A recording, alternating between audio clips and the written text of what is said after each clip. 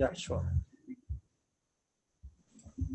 Okay, so I'm going to take you through introduction to binary exploitation, and you'll see a lot of assembly. The prerequisites are just maybe if you have basic C programming knowledge, or maybe you don't have to, be good in C and all that stuff.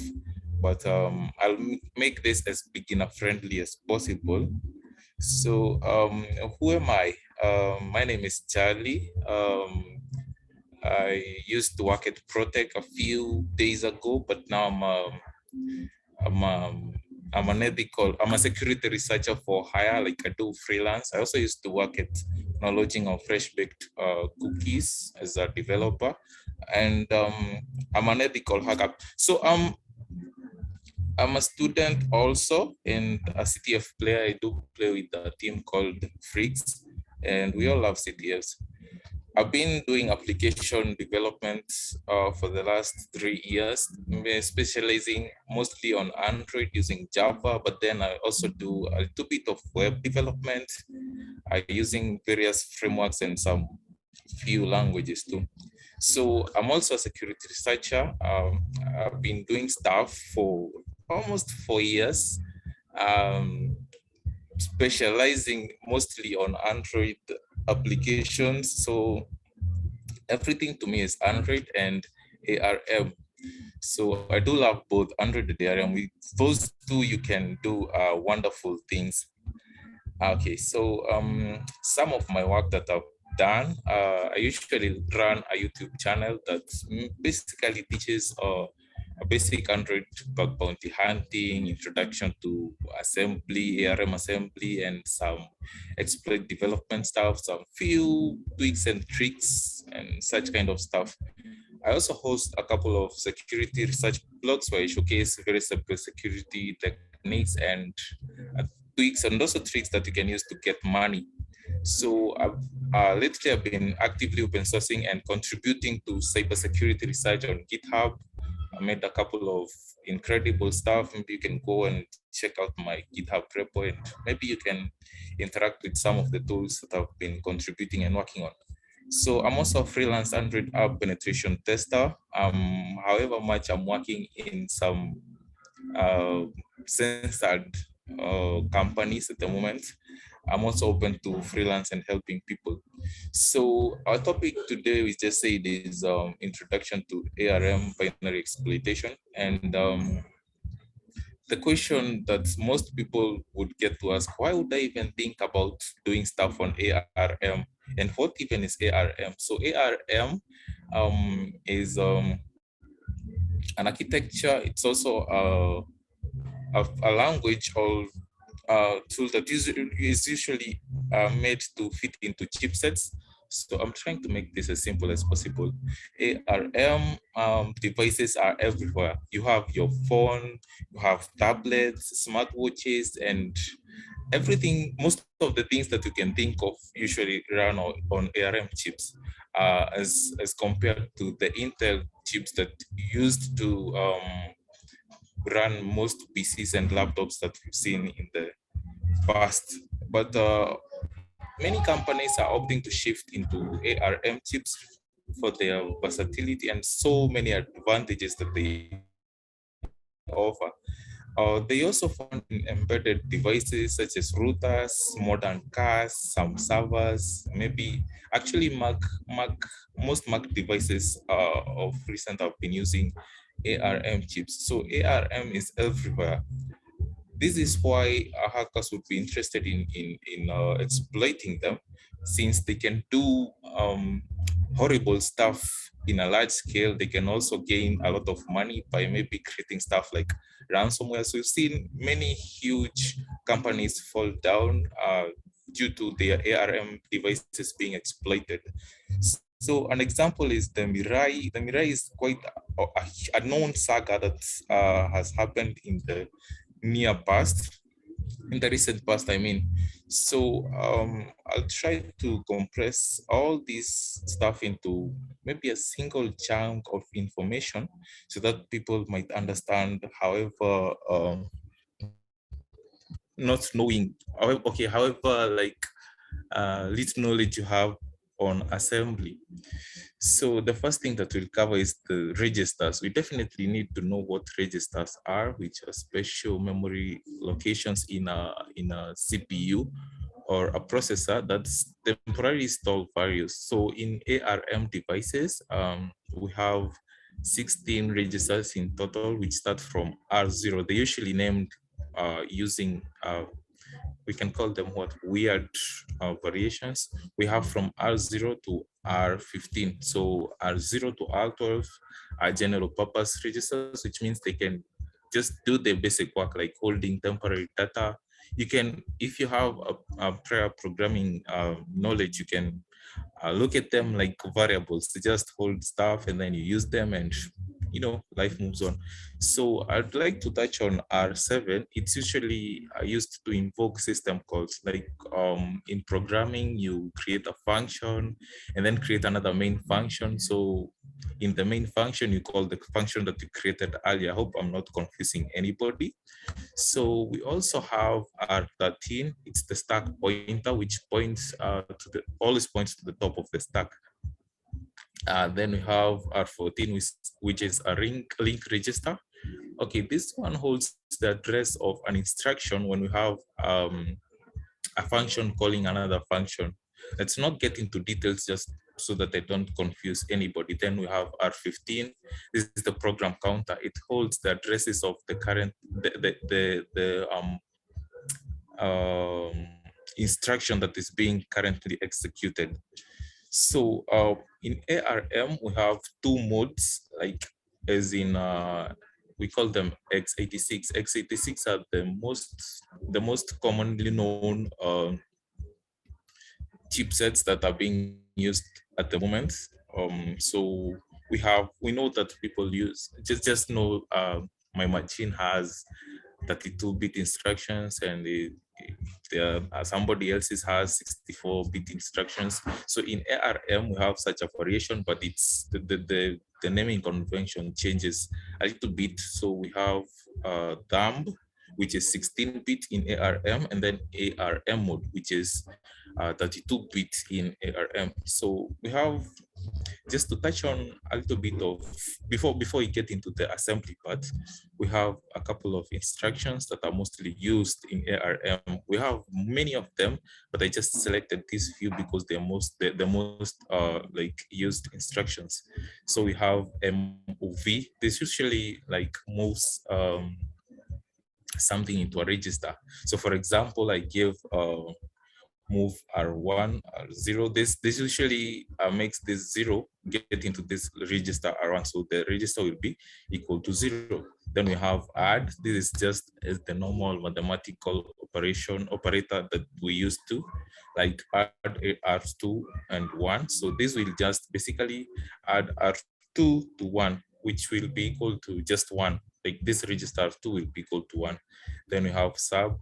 It's like subtraction in mathematics. It does just what we know. So in this instance, for example, you have sub R1, R1. This will just remove R1, anything in register R1 with itself. So it will basically be 0 because we have nothing, like we're subtracting.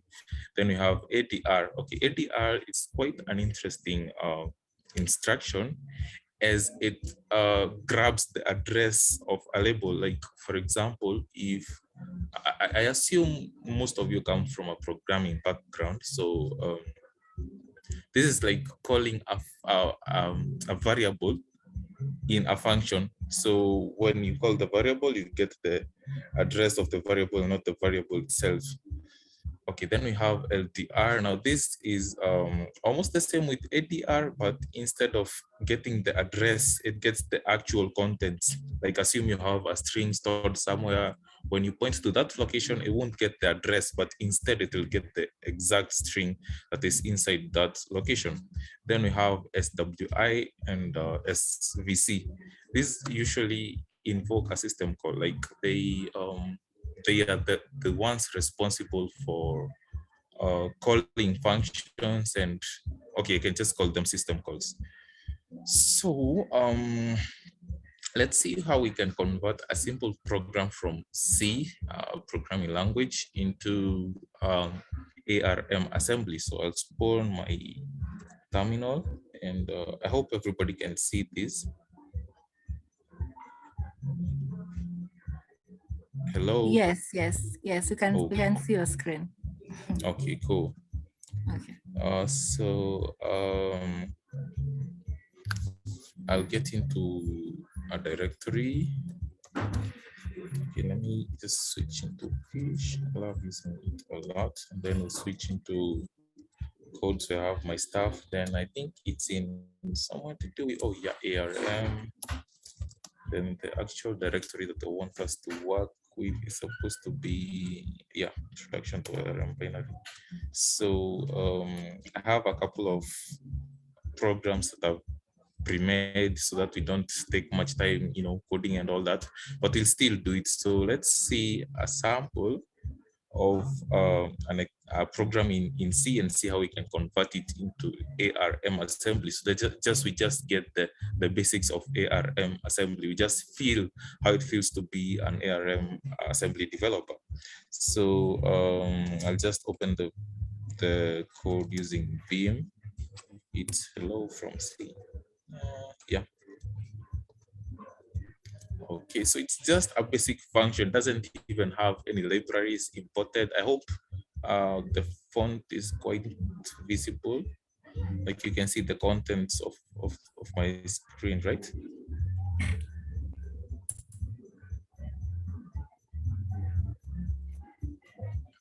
Mm, hello. Yes, Charlie? Oh, it's the content of the screen is visible, right? Yeah, yes. I think Awesome. if anyone is having issues, maybe you can get it on the chat box. Yeah. Okay, cool. So let me just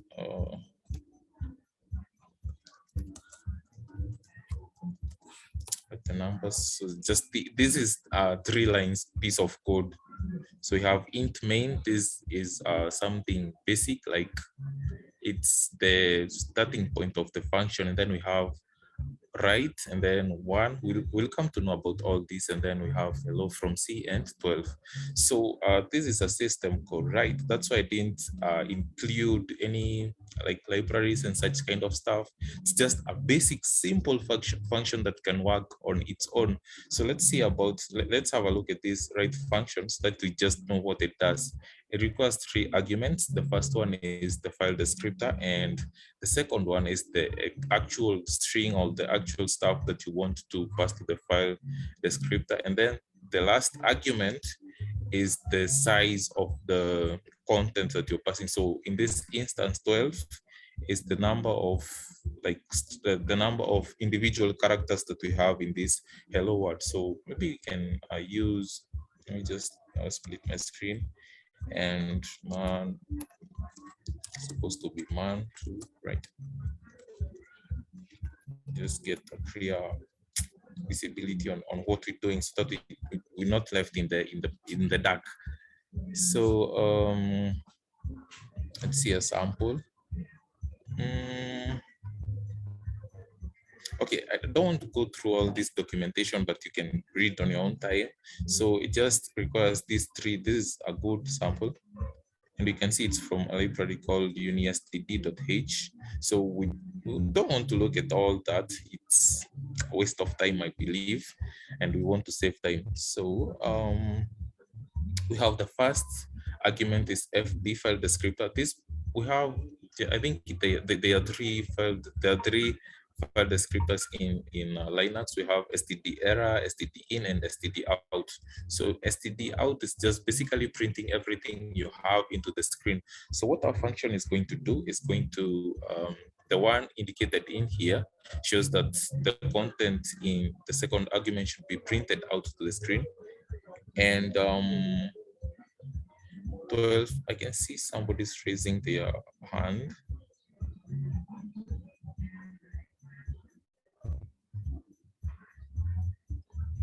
Or maybe I'm hallucinating.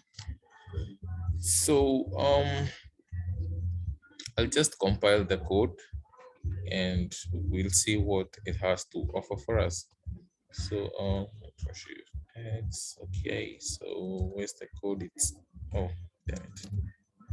Our code is hello from C, so we just use GCC, but now I'm going to use a cross compiler. My machine is x86 based and I want the binary to be ARM based. So I'm going to use a cross compiler. It makes like everything, sets up everything instead of us having the pain to get a virtual machine or another ARM device to test the code on. So we can basically work with this x86 machine. So ARM, all that stuff, and then I'm going to make it statically linked so that I can work on both ARM and my local x86 machine. So the first argument is the name of the file that I want to compile, and we feed it an O that shows the output, and we want our file to be called hello. The executable will just be called hello. So it gives us some warnings, but we don't care about that so long as it compiles. And we have our executable over here. We just run it and see what it does. So hello just greets us and tells us it's from C and exits. So we want to convert that code. I think I'll use, I'll split my screen. Start hello.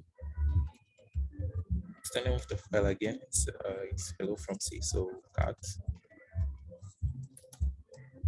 hello from from C, and that's the file. And then I split my screen.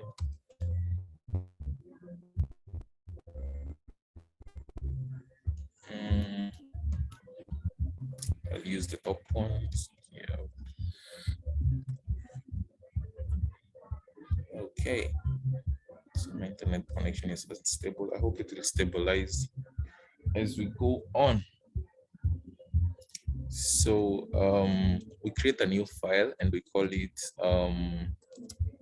we give it an extension of AS. So we'll just call it hello from maybe ARM and give it an extension of AS. This shows that this file will be an assembly file. And then we can start having stuff in our code. So the first thing, I'll refer to my slides just to showcase what I'm doing. I'm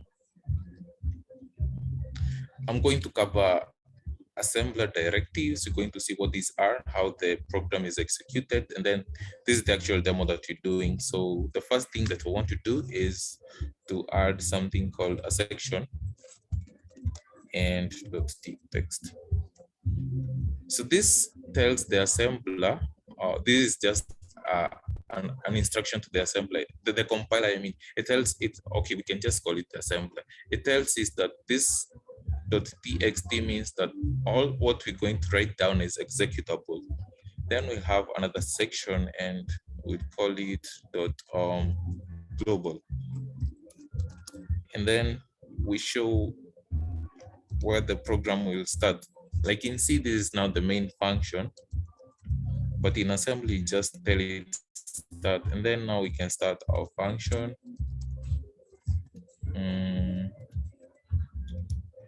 Start. Now we can start doing our magic down here. So as we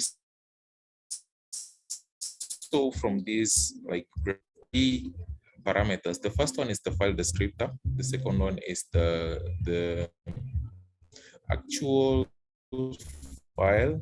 We can just call it the third instruction. The third argument is the number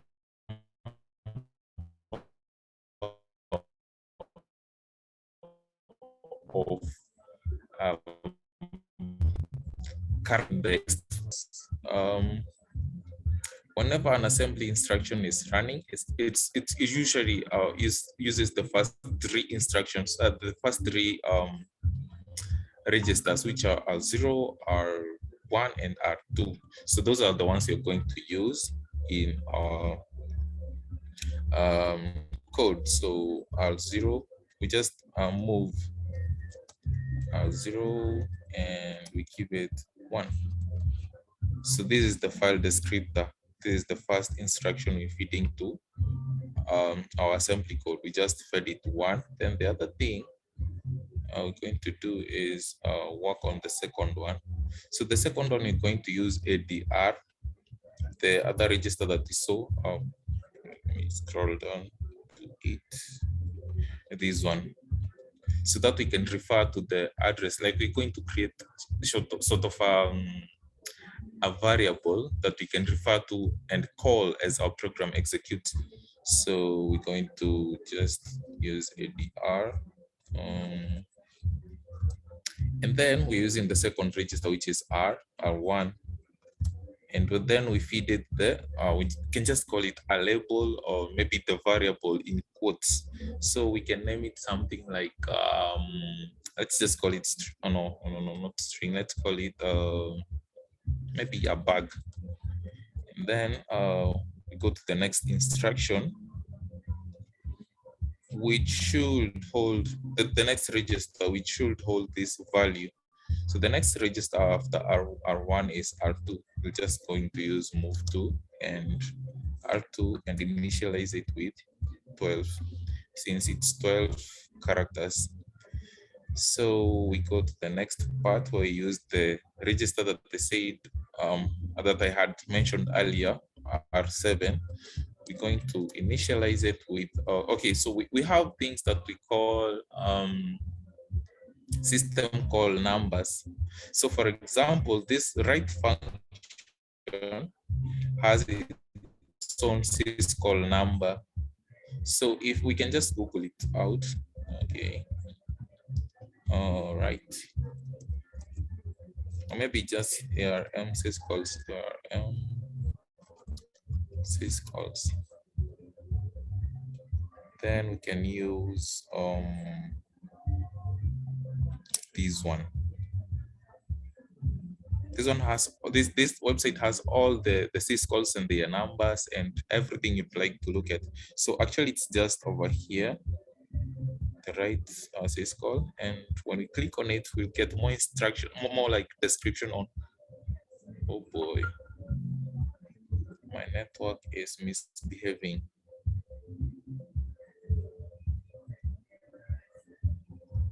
I hope I'm still audible. Yes, yes, we can still hear you. That's weird.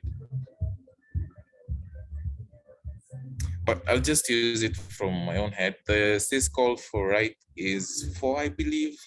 I'm not quite sure, but I think it's 4. Yeah, I think it's 4. So we'll just initialize R7, which is responsible for the syscall numbers, with 4. Then the other thing that we're going to use is the register SVC, and we give it a 0. This just tells this just invokes the whole function, like it's the call to this whole part that we just written. And then down here, we're now going to make our variable, and we're going to store it in we called it bag. So we just call it bag, and then down here we're going to make, but we're going to keep it in a string, and the string will be hello. Now this time we're going to change some few things. Maybe just tell it to print, instead of printing hello from C, it will print hello from ARM assembly, or just that. And then since we changed that, we have to count the number of characters. So we have 1, 2, 3, 4, 5, 6, 7, 8, 9, 10, 11, 12, 13, 14. So we have 14 instead of 12. We changed that. And now I think our code is, we can compile. And oh, I missed something. After global and start, we have to specify the mode of execution. So I'm going to use ARM mode. I'm not going to use dump mode. And that's it for that. We compile it, and we're going to use a cross compiler. So I'm going to use ARM, damn it, Linux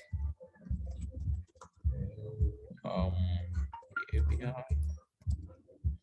And yes, this is the assembler. Now it's the cross-compiling assembler, and then I'm going to feed it the file, which is hello from assembly. Oh, hello from ARM, I mean. And then the output file should be, let's just call it hello arm.o. It's an object file,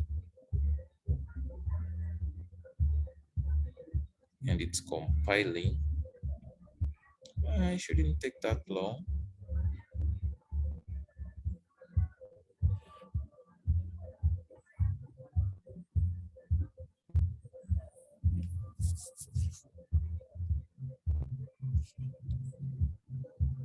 Okay, it's taking way too long. I'm very impatient. Oh. As that executes in the background, we'll just get to the next section where we get to make a basic shell code. And we'll go step by step from having the C program and then comparing, creating our own assembly program and now translating it into a shell code. And we'll see what shell codes are and how we can use them later on as we proceed. So it's still compiling. Okay, that's weird, very, very weird. I'm going to compile it again. Oh, I never specified this is the out file. Should be oh yeah, it's done. So we have the object file. Where is it? Yeah, it is. Now we're going to convert it into, we're going to link it. So we'll be using another cross compile and cross load, I mean, and the file that we're feeding it is that, and we want our executable to be ARM. What? Oh, it's supposed to be hello arm.o. Yeah, and the output should be that, and we have a shell code compiled. Now to run it, we have to use Kemu. Kemu is sort of an emulator, since we can't like use if we try to run it in the native machine, it won't run. So hello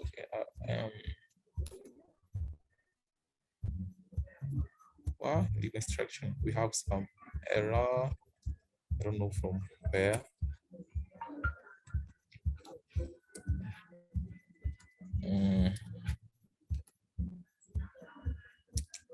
Okay, that's weird. And I hate debugging.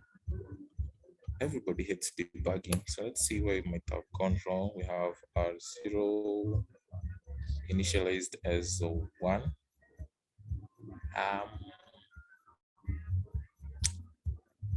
Oh, yeah.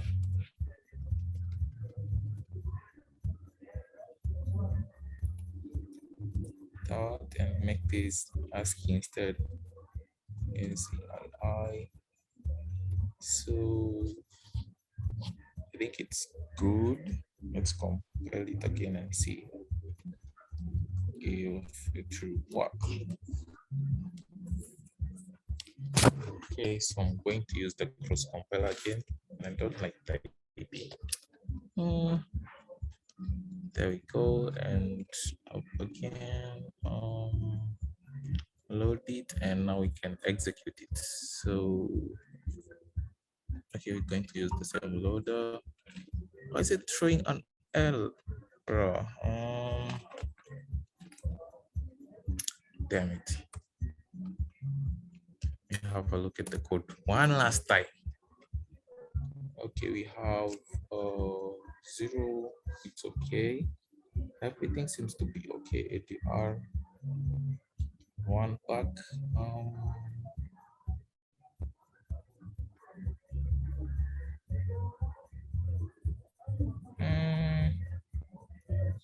I don't see anything wrong.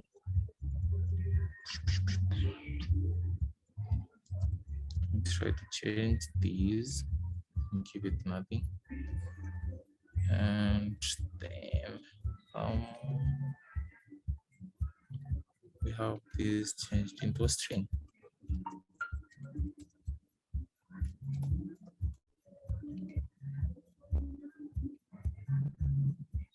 Okay, and that, and now we should have our executable working.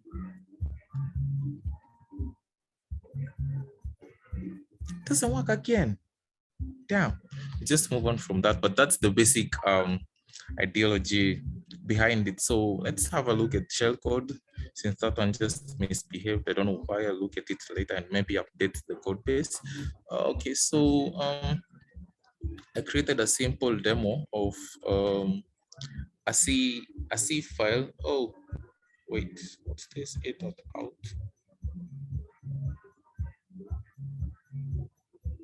Oh, that's weird.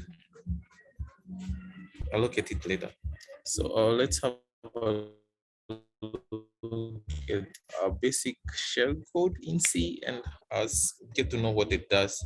So I'm not going to like open it in Vim because it's already up. So we have a basic shell code. What this is supposed to do, it's supposed to spawn a shell. Like a shell is a terminal that we can interact with and do everything we want with the system. So we're going to compile this code, the shell, and see it in action and see what it does. So I'm still going to use a cross compiler. Okay. And I'm using GCC. I'll also make these two static.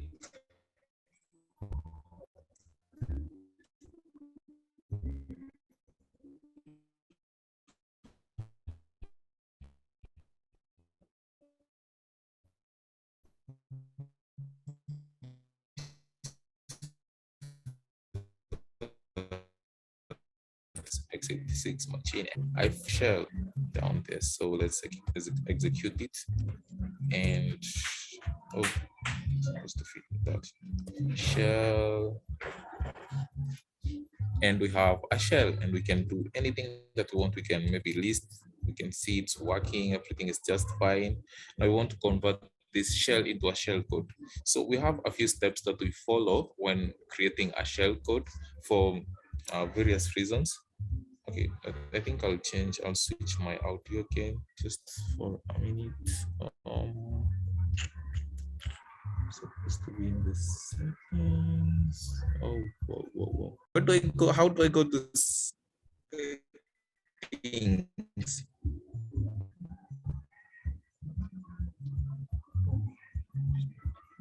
Okay, Charlie, what's the issue? I want to go to settings. Oh, okay. I should stop sharing first and then go to settings. Like on Zoom, right? Yeah. Yeah, you go. Okay, why don't you try stop sharing and then you can go to settings, or maybe you can go back to the Zoom icon and then.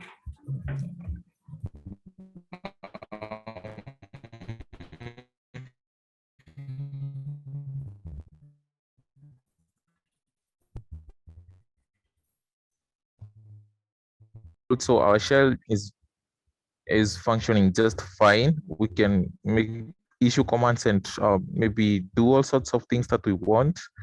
Okay. Who am I? Gives us the name and all that.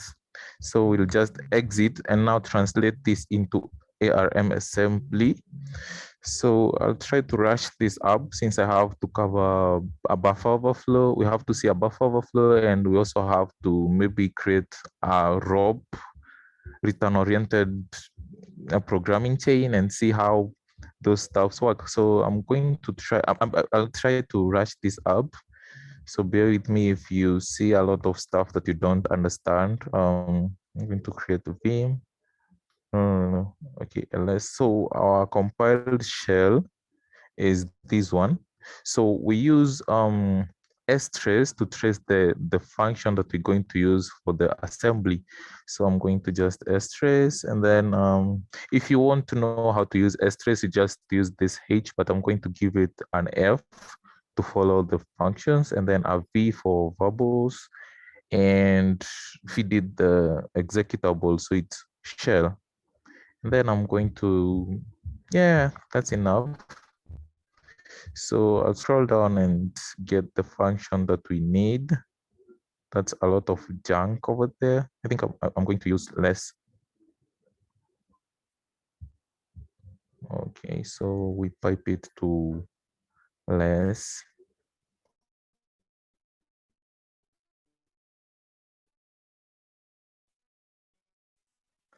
We should.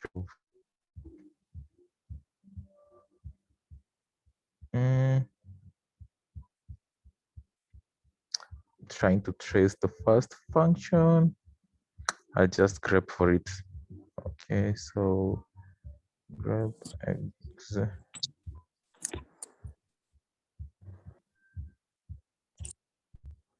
I hope I'm still audible since I'm seeing notifications that my network is not stable and such kind of stuff, and it's disturbing. Okay, I think I can get you clearly, unless anyone else is having an issue. Okay, cool. I bet there's no one like having horrible time like me. F, and then give it a boss, and the name of the executable should be shell, and we pipe it to, let's grep instead.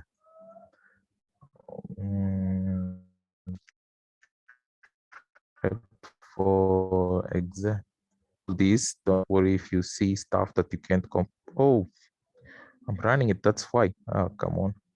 Should not run it. See if it'll trace it. If it's not, okay, can't. So what I wanted to show you guys is how to trace the function that is responsible for invoking the shell, and here it is, the XVE. It takes in a couple of parameters, but we can't like see it clearly over here since we have so many instructions already. So we're going to use man.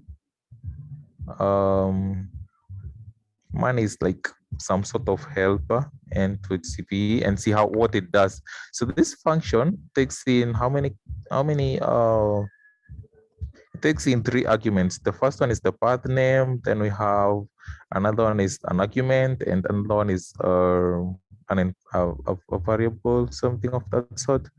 So okay, in a real life scenario, what we just do is we get this function and look for its syscall number, the same way that we did with write. So I bet the site is up already, so I should be able to get oh yeah, my network can't help. But then I know XVE offered its syscall number is 11.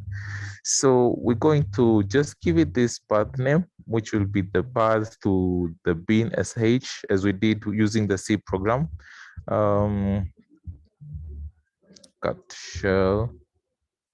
So this is what I'm talking about. This is what we're going to place as the path name. And then I don't think there is anything else we require. The others will make them zeros. So I'm going to create a new file, call it shellcode.s, and then I'll start typing. The first instructions all is the same. So it's section, and then start. No, this is supposed to be text. To show, these are what are called they're called assembly, what are they called? Assembly, I don't know, I'm floating at the moment, but let's proceed. I'll get back to that.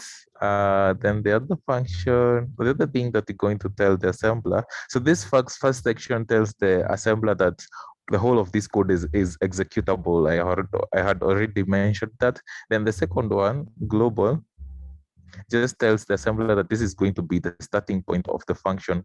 So the starting point, this is like main in C. I had said that again. So start, and now we can start doing our thingy.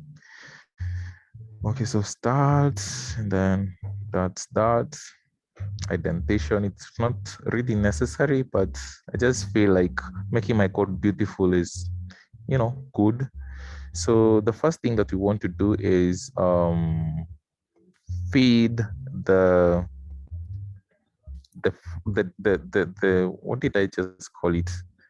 The bin.sh. We must place it in a register, and since we can't feed that whole string as a whole, we're going to place it in a variable and then use we're going to use ADR to load it from somewhere else and place it into the register directly. So R0, and then we feed it in.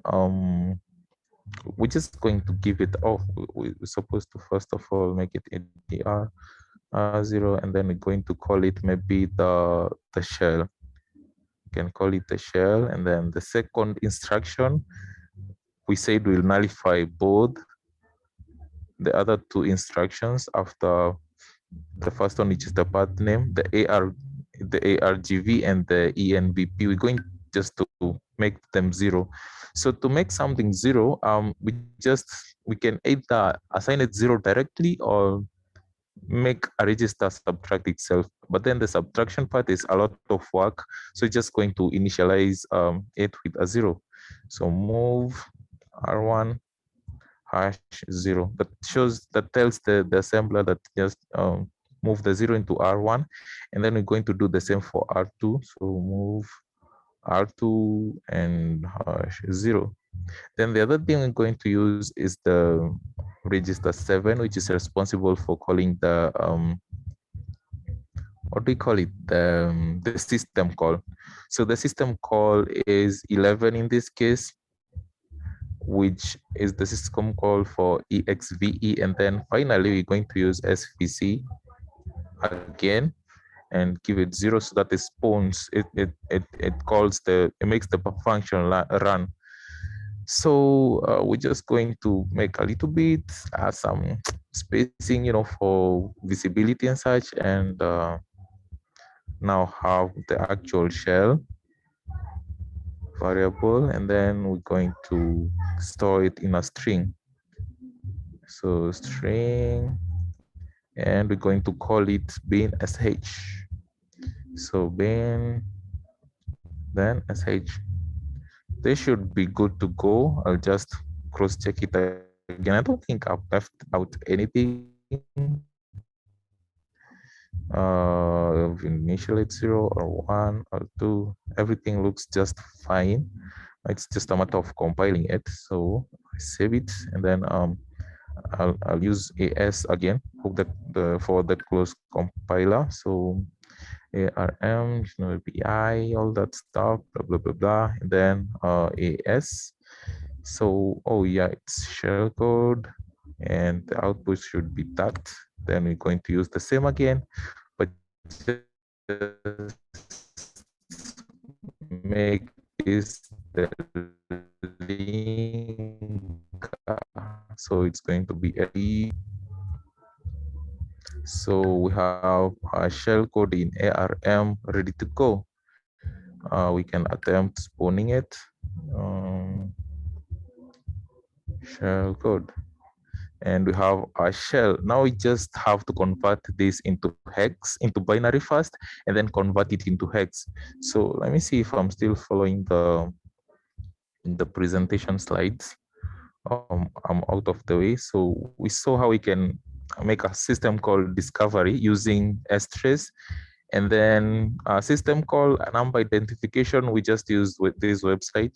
It's what is the name? It's we can just use manpage.info to cross-check for the system called numbers. I don't know why it's loading. Oh, it's my network, definitely. And then function arguments mapping. We saw that this function XVE had three arguments. The first one was the file, the other one was the ARGV, and the third one was the EMVP for the environment. So we nulled the last two, we fed them with zeros, and the first one we gave it the shell. We made the bin sh into a string and fed it to the first one. Then we translated it into assembly, we compiled it. No, I'm not going to check for null bytes, but null bytes are just characters that make a program terminate. So if your shell code will be having null bytes, it's not going to execute. If, let's say, for example, you're hacking into, in a real life scenario, you're hacking into maybe a router, or maybe a router, and then you feed it a shell code that has null byte, it will execute, and immediately the function reaches to the section that has the null byte, it's going to halt and you won't achieve your goals. So this shell code that we just created is just for a demo. You can't basically use it in a real life scenario since it's something local and you won't be having physical access to the device. So I'll be using a router as an example. So if you have a router, you can't just go and feed it directly. You have to find another way to like get into it. Now make this shell code a reverse shell, which will connect to it via the network. So we're not going to cover all that. We can just verify that our shell code is working just fine. We can list, we can do everything that we wish to. And that's that for the shell code. So we're just going to translate it into a binary and then finally translate it into a hex file. So I'm going to still use I'm going to use objects. It's called object copy. Okay, so ARM Linux OBG none, and then translate it into a binary file. So when I do that, we should have the bin file. Is the bin file, and then I created a simple function in Python that converts this binary file into a shell, into a hex code. So I'll just use hexify. I don't know if it's executable. It's not. So you must first of all make it executable. Chmod plus x, and then hexify the base. So when released, yeah, now it's executable. I can just use hexify py and feed it in shellcode .bin, and now we have our shellcode. So if you've been doing exploit development, you see most of these things in the exploit DB. We have, I think it's called shell something, I can't recall. This is how the shellcodes are made. So if now we were to run this in an environment like maybe an actual router, I have a lab, maybe I can showcase this if time allows, but I don't think we have enough time. So let's just skip to the next section. Okay.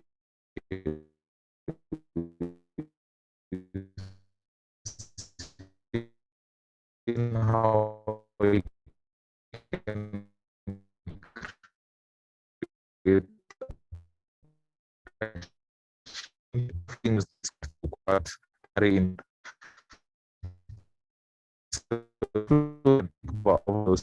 buffer overflow mistakes. So I don't think I'd created the code and call it maybe buffer overflow dot c, and I'll start typing. So our basic normal C file starts with include, and then we have stdi started input output dot h, and then what else do we need? I don't think we need anything else. That's the only library that is crucial in our case. Then we're going to create the main function. So int main. Okay, so what is our function going to do? Function is going to call another function. So okay, let me start with initializing the variables. I'll create a new variable. Let's make it a character, and I'll make it I just call it a buffer. So buff, and then I'll limit it to 16 characters. So that's it for that. And then I'm going to create the vulnerable function, val, and oh, it's supposed to start with void of val, and then we'll have the function do something interesting, like maybe should do something like what maybe print out this is okay, it won't print out anything. I'm going to grab the input, so I'll use scanf and use a placeholder, so %s for string, and then the placeholder should place the input into buffer, and that's it for that. Then we're going to print out whatever the user has typed in. So print f, and then we're going to make it something like you maybe entered, and whatever the user fed to the program.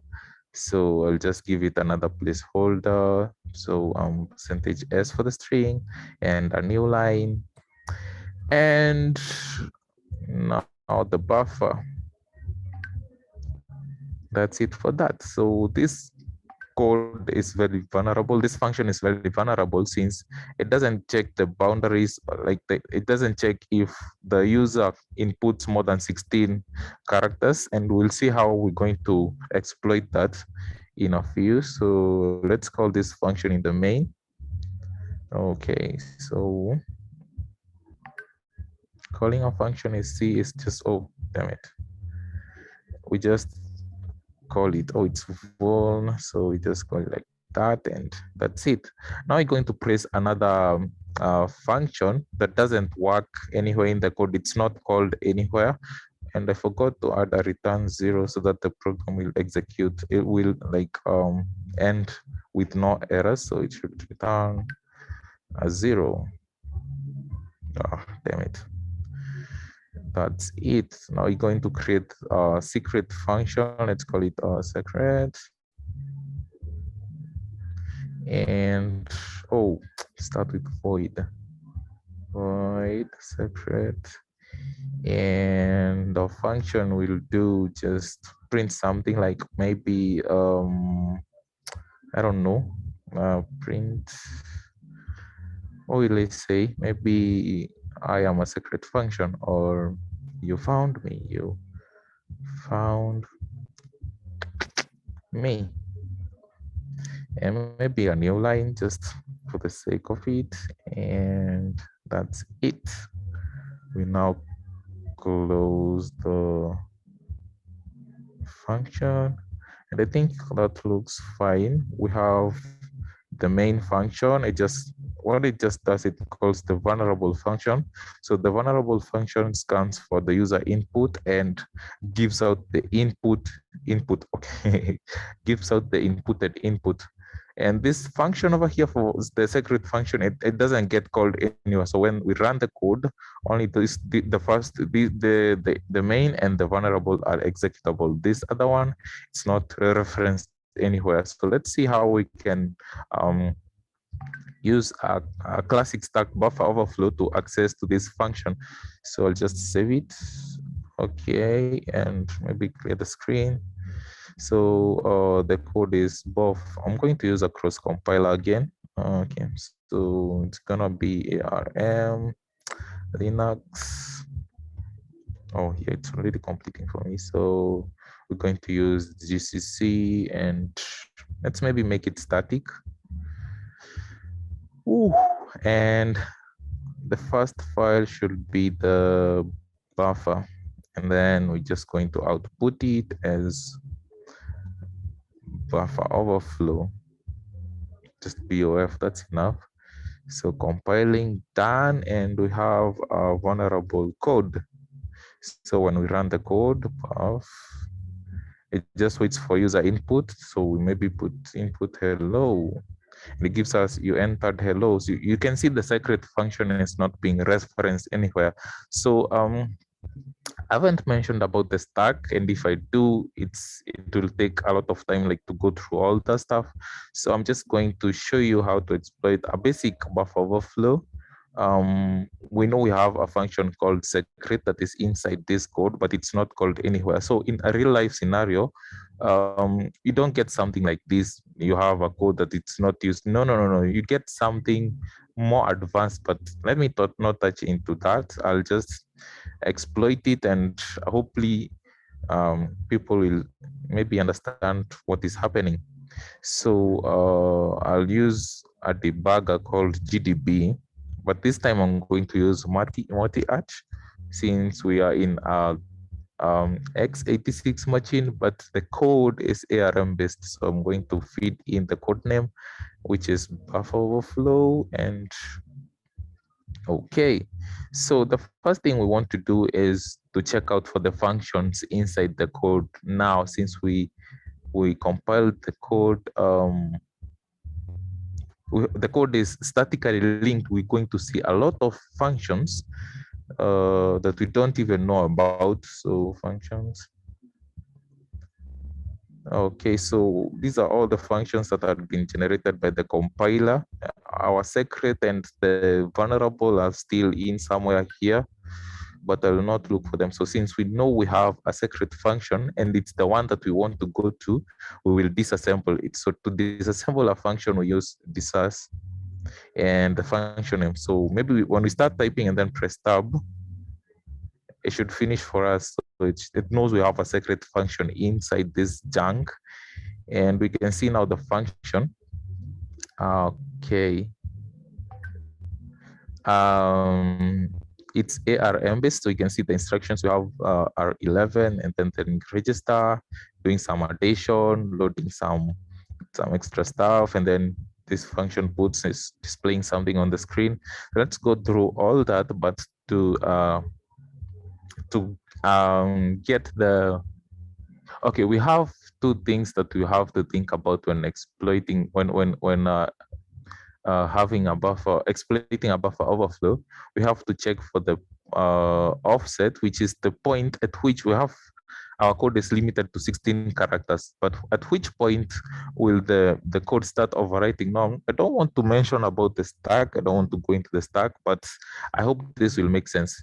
So initially, the buffer, which is BUFF, is supposed to take in 16 characters. I see time is far gone, much gone. So I'm just going to do this. So if it's 16, we're going to just have two more instructions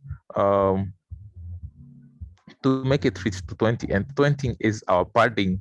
I know I'm mentioning things that don't make sense. I don't know padding, offset, and all that, but just know that padding is the number of characters that will break the function, and up to the point where the return address is. I didn't even mention the return address, but the same way you have return 0 in C code where the function runs and then it gets to a point and returns to somewhere else.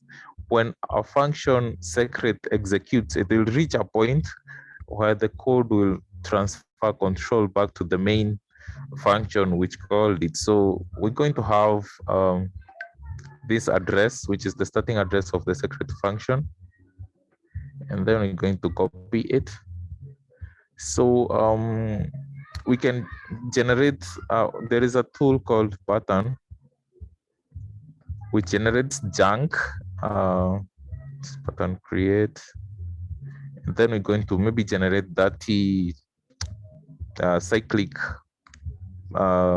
characters which doesn't repeat. And so you can see these are 30 characters and none of them is looking like another, like the pattern doesn't repeat itself. So if you were to search for 4A's and another B, you won't find it in this code. This is what you use to find the offset and identify where the padding goes up to. So we had 16 characters limited to, we had been limited to 16 characters, but the padding is supposed to be 20. So I'll just quit and I won't do all that stuff. I'm just going to show you how to make the exploit itself. So we can use either Python or maybe just press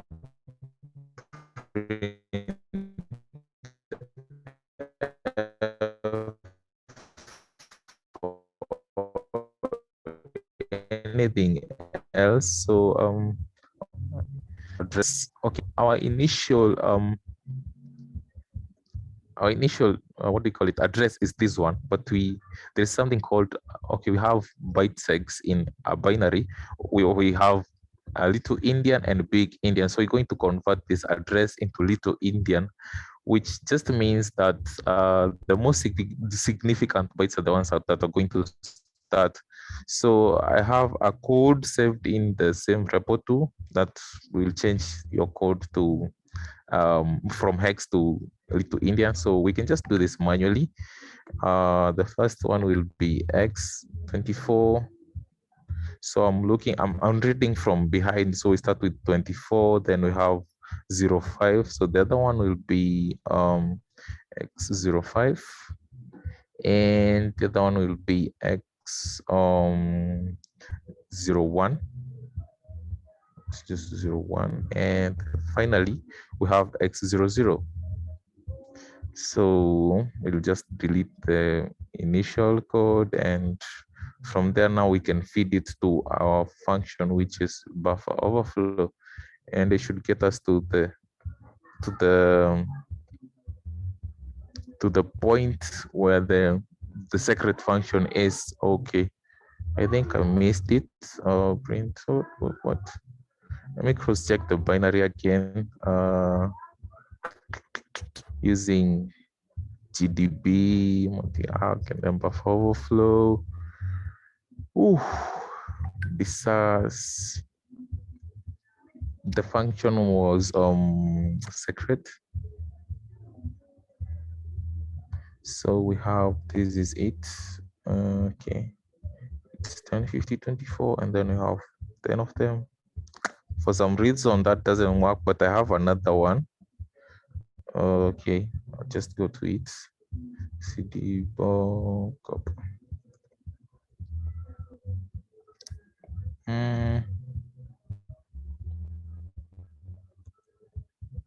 Oh yeah. So we have the buff demo. It's the same code that I have here, but I don't know why this one is not working. I think it's a problem in the cross compiler. It's supposed to be working. So let's debug this other one instead using the same GDB multi-arc. Damn it. GDB multi-arc, and then we make it silent by using Q, and then we feed it the file, which is buffer demo. Then we in functions show them. Yeah, too much junk because it's statically linked, and then we disassemble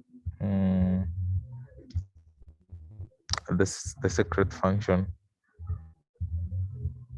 So okay, so we have, it's the same thing actually. I don't know why it's not working. So 10, 50, 24, just copy that, and then we quit. We know the padding is supposed to be 20 characters. So I'll use the same Python script. So here we can see it's printing a 20 times, and from 10 we have the offset. And now we're feeding this is the address to the secret function. So when the program starts executing, it gets to the vulnerable code. These characters, junk, we just junk characters are fed in, and then the return address is replaced with this long address. Let me just confirm if it's the same. It's yeah, 2405, then okay, yeah, it's the same. And then we give it the buff demo. Okay, so we can see we landed in the secret function, which we were not supposed to access. That is how you explore in a typical binary. Maybe it's a Windows executable or a Linux ELF or something of, or maybe it can be an Android linked library. This is how you get to exploit a buffer overflow, in which you access stuff that you're not supposed to access in a normal case. So we have some mitigations around this.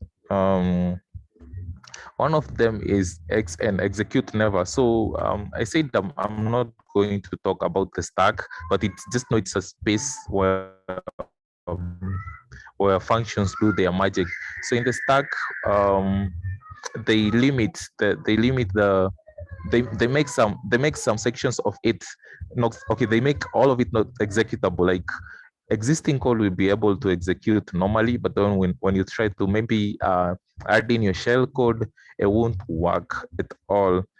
So we have some bypasses around this Xen, where we introduce the basic ROP exploit. ROP means return oriented programming, where you treat sections, small bit, tiny bits of code as they are called gadgets, but I'll just call them functions. So I made the demo for this, but I see our time is way gone. So I'm just going to take you through the same. See the intro. Wait, what's oh yeah. Go back and then intro to exploitation, and we have the Rob. Oh yeah, it's the Rob demo. So I'm going to just cut it so that we can see what is inside Rob demo. And so this is a whole function. So we have the main. What the main just does is it prints. This is a Rob demo, and then we have a buffer defined. It just takes in the input and does nothing. Just take the input and do nothing. Then we have no other function is called inside the main function. We have another function called secret fn. So it just prints executing command and execute system command. So the command itself is date.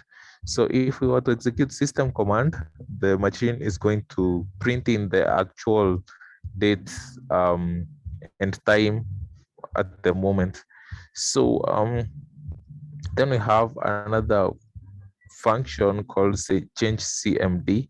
As the names, like the naming convention sounds, it's going to change a command. So it uses string copy, which just takes the date command and then replaces it with ls, which is for listing the files and directory stuff. And then after it's done executing, it just prints command changed.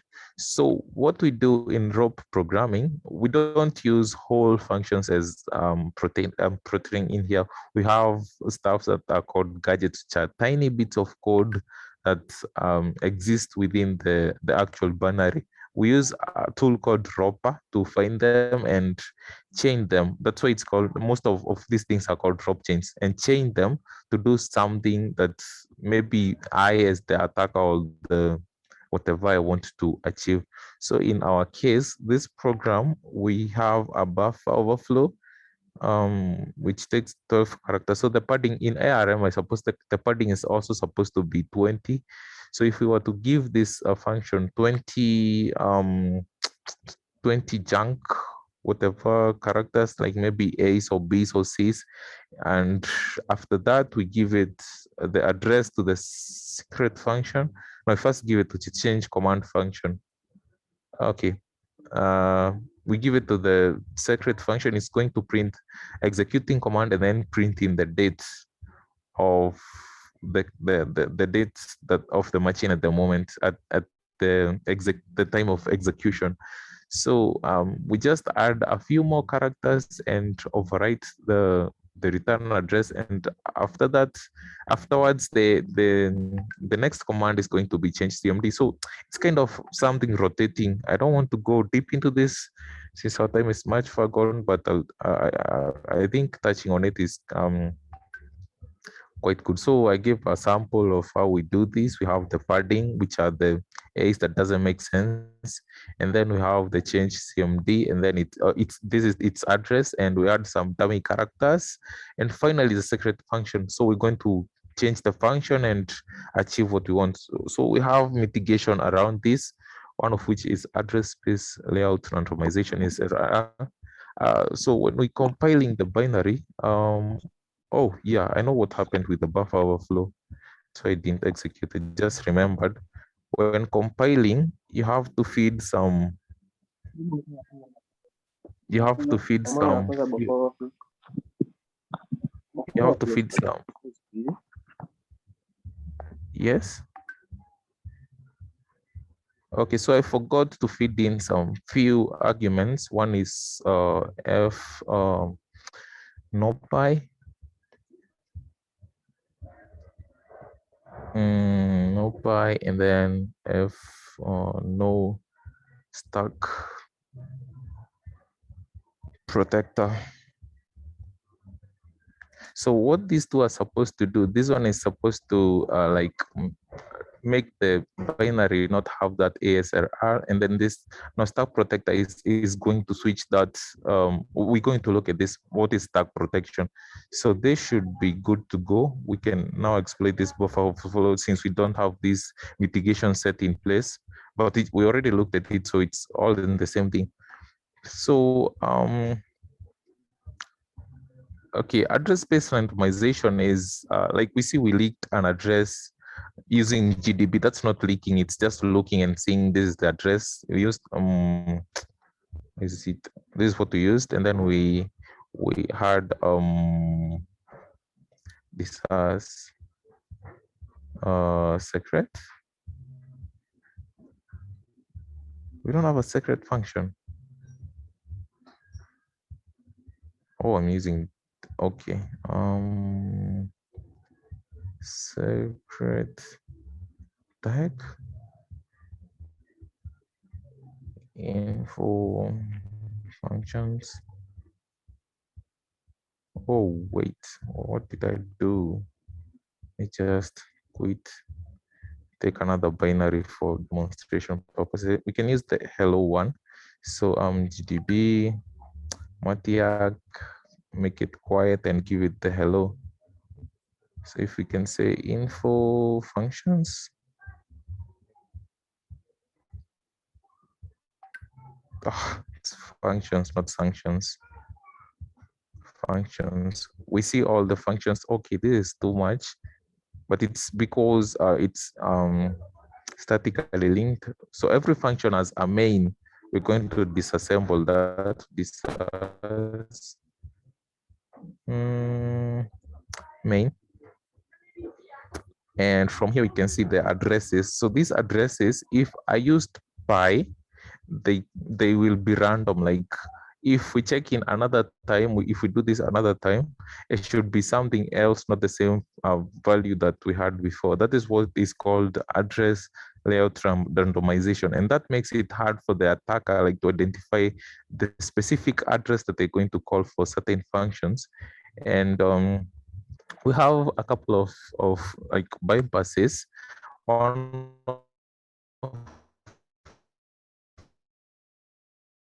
which is brute force the until it gets the exact to the exact function. It's all in a real scenario. So we have info leaks where you leak string bugs, like to leak the pointers, and we use them to calculate the addresses, and now we can be able to have the buffer overflow exploit. And then we have stack canary. So we saw that in buffer overflow, we replace the return address that is supposed to call the next function, but instead of calling the next function, it gets to where we want it to go. So before that, we have something called a stack cookie, introducing this canary stuff that is verified before execution. So its initial goal is to prevent a buffer overflow from being like possible, and it's kind of hard to bypass this, but there are still ways to do this. We have some, I think they called creating a fake stack, whatever, but I don't want to go into those deep details. Yeah, and that's it. Here's some links to my social media stuff, and you can do all that. Any questions? I bet I confused you all, but it's quite normal with zero prior knowledge to Bully. I believe it's quite a lot to consume. So any questions, insults, comment, something of that sort?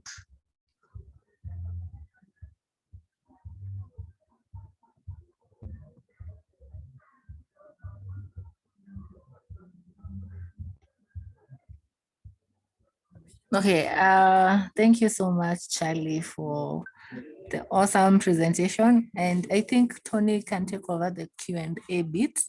So in case you have a question, you can maybe unmute or you can just type it in the chat box and Tony will read it for Charlie. Thank you. Thanks so much, Nancy. I'm Tony Gidraff, and we handle the campus sessions with Nancy.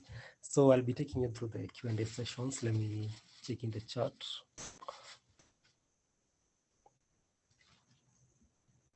Not yet so far. So if you have any questions, you can just unmute or raise up your hand or just drop in the chat.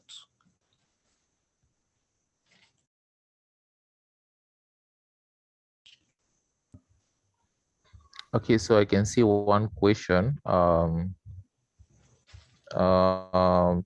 Devin asks, he saw me open a shell in ARM. Does that shell have any root privileges? No, it didn't have any root privileges. It was just a basic shell, but we have ways to get root access using the same. So when you just pop a shell in a system, you can use maybe a buffer overflow to lead to a function that has higher privileges than the one that you're in, and from that you can have your root privileges in peace. You can have a look at the dirty cow. It's an exploit that is in exploit DB. Just look for it and you'll understand more on that.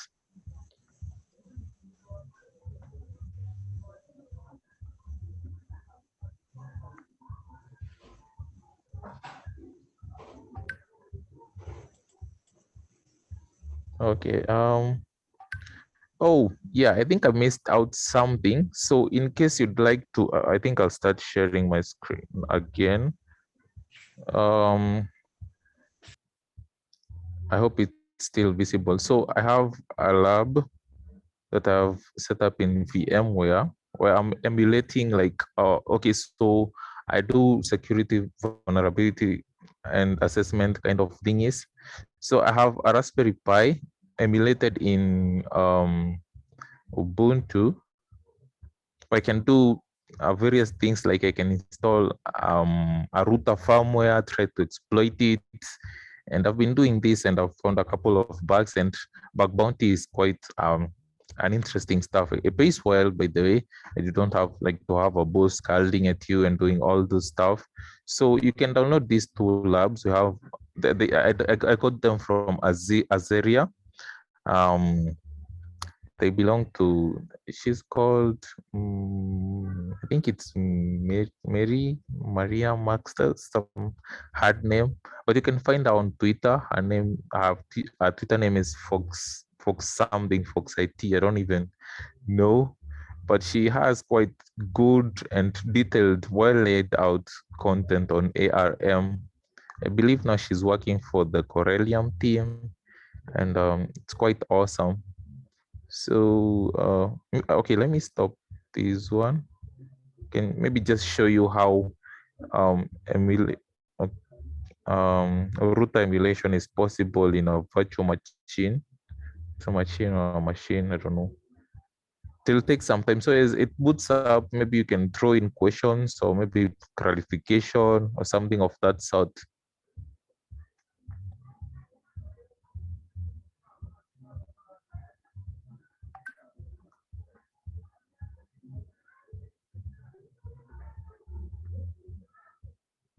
It might take some time since I have like limited resources. Yeah, but as long as it works, it's good, just good.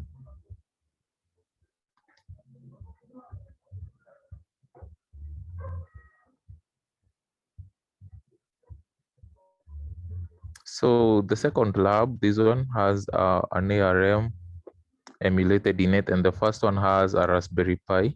This one comes in with two router firmwares that you can start working on. So you can see when I press this icon, it starts emulating the actual ARM, and then I can SSH into the ARM. Then we have some firmwares over here. So just to showcase, we have two tender routers. can just immediately start working on them and start finding your own vulnerabilities. Um, I'll be having a write-up on one that I found on a TW. It's a TP-Link router. I don't know if I still have the software in here. Supposed to be okay. I think it's in the ARM device, but I had I found a vulnerability in a TP-Link router and reported it, and they gave me some ransom, some bounty, not ransom, a while back, and it's quite an interesting thing, something that you can be doing at your own free time. So yeah, that's it from my end, unless there is anything else. I don't know. Yeah, I'll share the write-ups. I'll share the write-ups after I'm done.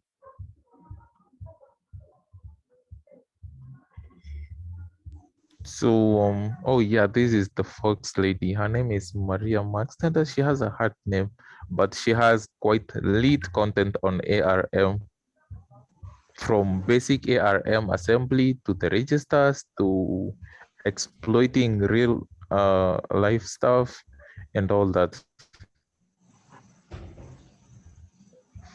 So that's it from my end. I believe the session has been horrible enough.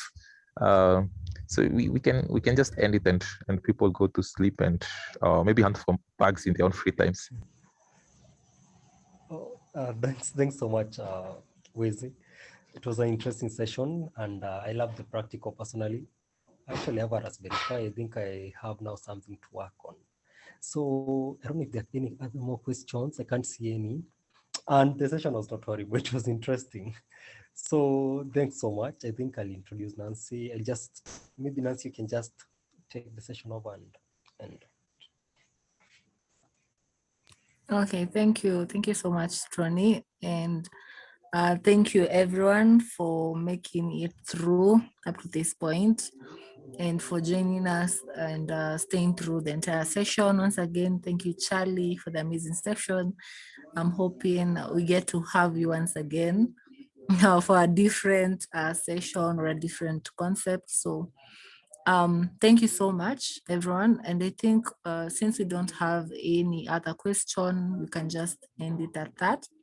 But okay, some people had asked if they can be allowed to do the recording as the session was ongoing. So the reason I didn't, well, this session will be put on our YouTube channel at Shehacks Kenya, so you can check it out in the next like few couple of days. But already we have recordings, we have sessions that are on our YouTube channel. You can go there and revert, and also you can check in the next couple of days as this recording will be put up on YouTube, and you can maybe do the demo. You can replay as many times as you need to, and also remember to subscribe so as to be notified anytime we go live.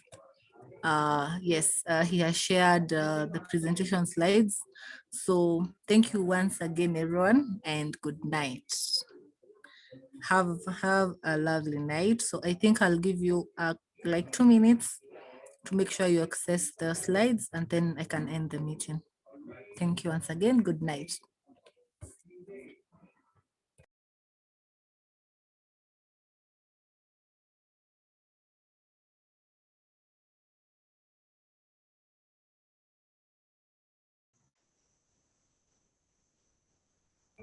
And yes, join us next time on Tuesday for another amazing session, and also on Thursday for the community edition. Bye.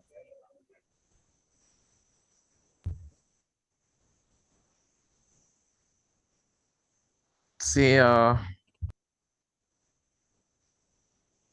Tally. Yeah. Oh, I'm saying bye. Oh. Okay. Oh yeah, thank you for hosting me, guys. however horrible my internet was, has been awesome. Right. It was a pleasure. Anyway, it happens to the best of us. So no worries. Thank you once again for making time. All right then. See you guys on next in the next session.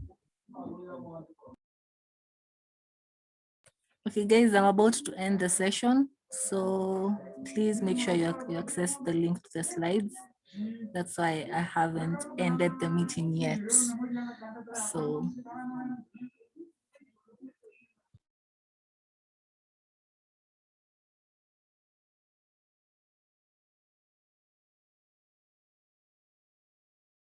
okay, I believe everyone has accessed the slides. So good night. I'm about to end the session. Bye.